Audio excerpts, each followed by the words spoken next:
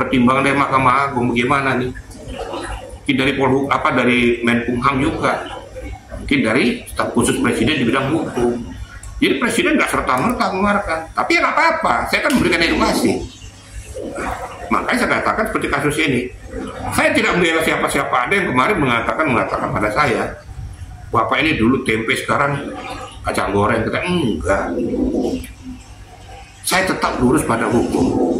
Yang saya justru meminta sebenarnya, Reja Gladys ini harus segera ditindaklanjuti.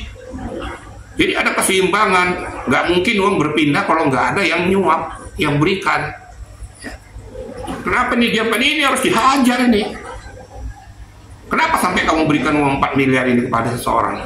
Ada buktinya, Pak, ada transfer, ada yang tunai. Tentu ada peristiwa yang terjadi. Endorse enggak. Kau nyuap orang, kau nyampaikan uang pada orang. Kenapa kau sampaikan itu? Berarti kau ada sesuatu yang terjadi di balik ini. Berarti sesuatu yang aneh, 4 miliar loh. Ya. Kenapa Reja Gladys gak diperiksa, dituntaskan dia? Tuntaskan. Nah, saya kan lurus kan? Iya. Saya nggak berpihak kemana-mana. Ya. Reja Gladys harus segera tuh supaya dianalisis. Kalau saya mengatakan, kalau menurut belakang ini pasti berkaitan dengan skincare. Skincare itu kenapa didiamkan? Ya, berarti ada sesuatu yang nggak beres di balik ini. Tapi nanti tentu ada ranah daripada pihak penyidik untuk menindaklanjutinya. Jadi nggak ada yang saya bela di sini. Nah ini kita juga nanti, makanya berkali-kali saya katakan kepada pengacaranya, kamu siapkan uji pembuktian di pengadilan. Dari awal-awal sebelum dipindahkan ke JPU saya sudah ngomong, nggak mungkin ya bahwa peristiwa ini sudah dinaikkan jadi tersangka tanpa koordinasi dengan JPU. SPDP itu dikirimkan kepada JPU. Berarti sudah sah, ditingkatkan ke penyidikan dan penetapan tersangka. Yang saya minta sekarang itu sebenarnya bagaimana pengacara pada Nikita Mirzani mempersiapkan peluru-pelurunya untuk mengcounter apa-apa isi laporan daripada Reja Gladys. Di mana? Di ajang pembuktian, uji pembuktian pengadilan nanti. Ada saksinya nggak? Ada ininya nggak? Bukti-bukti yang lain? Ada saksi, ada chartnya dan lain sebagainya. Di sana supaya mematahkan, mementahkan apa yang disampaikan, yang disajikan oleh Reja Gladys. Nantinya ya siapa tahu kalau seandainya berdasarkan hasil pemeriksaan pengadilan ternyata memang tipis kemungkinannya bahwa ini adalah suatu perbuatan tindak pidana, bisa saja dia dibebaskan demi hukum atau dalam keputusan selah. Jadi saat sekarang ini jangan kita berandai-andai dulu, itu kan dugaan, sangkaan, dakwaan. Jadi pasal yang diterapkan itu belum final. Finalnya nanti di pengadilan. Berlaku nggak penerapan pasal ini sesuai data dan fakta.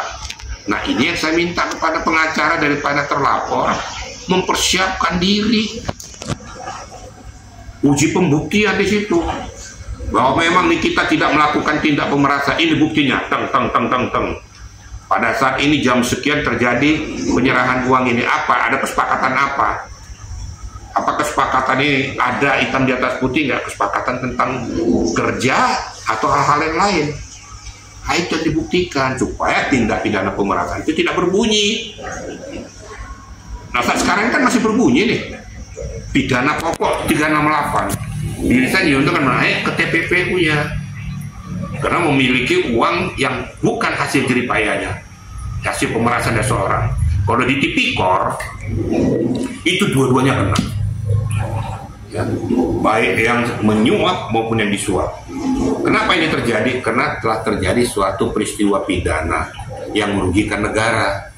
Lakukan ini yang merugikan seseorang. Paham kira-kira media ya?